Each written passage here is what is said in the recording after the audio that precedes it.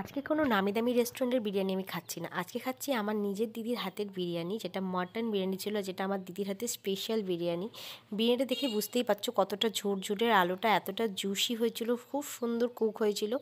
আর সত্যি বলতে জাস্ট মুখে লেগে থাকার মতন একটা বিরিয়ানি খেয়েছিলাম। আগের দিন আমি কিন্তু শেয়ার করেছিলাম রেস্টুরেন্টের বিরিয়ানি, সেটা কিন্তু একদম ফ্লপ খেয়ে যাবে আমার দিদির হাতের বিরিয়ানি খেলে। এতটাই ভালো বিরিয়ানি বানায়, নিজের দিদি বলে বলছি না, যে খেয়েছে সেই তারিফ করে। এমনকি আমার দিদি যাইবু থাকে আর একটা ব্যাঙ্গালোরে, তারা এসে এত মানে ডিমান্ড করেছিল দিদির হাতের বিরিয়ানি খাবে বলে। ভিডিও দেখার পরে তারাও খেয়ে ভীষণ নাম করেছে। যে খেয়েছে সেই, ভেবেছিলাম দিদিকে একটা বিরিয়ানির দোকানই খুলে দেবো, কিন্তু সেটা আর হয়ে ওঠেনি। যাই হোক, আশাটা যেন পরে পূর্ণ করতে পারি। দিদিকে আমি সবসময় বলি, দিদি একটা বিরিয়ানির দোকান খোল। আর এদিকে দেখো মাম্মামও তাই, ওর মাসির হাতের বিরিয়ানি খেতে এত পছন্দ করে, ও আমার সাথে বসে পড়েছে বিরিয়ানি খাবে বলে।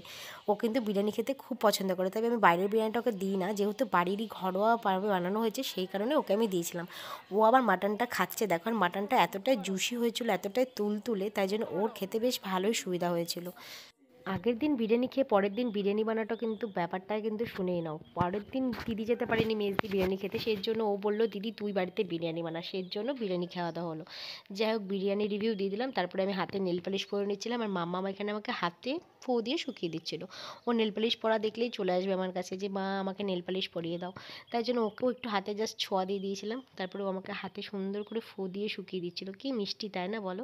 আমার হাতে দেখো কতদিন পর নেল পালিশ পরেছি, পরাই হয় না, সময়ই হয় না সুন্দর করে পরিপাটি রাখার, সত্যিই এখন আর সময় হয় না মেয়ের জন্য।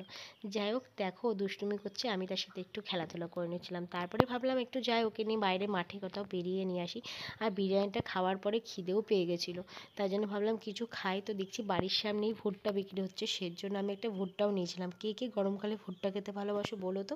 আমার তো ভীষণ ভালো লাগে ভুট্টা খেতে, রোজ একটা করে খাই। আমার ভিডিওটা ভালো লাগলে চ্যানেলটা সাবস্ক্রাইব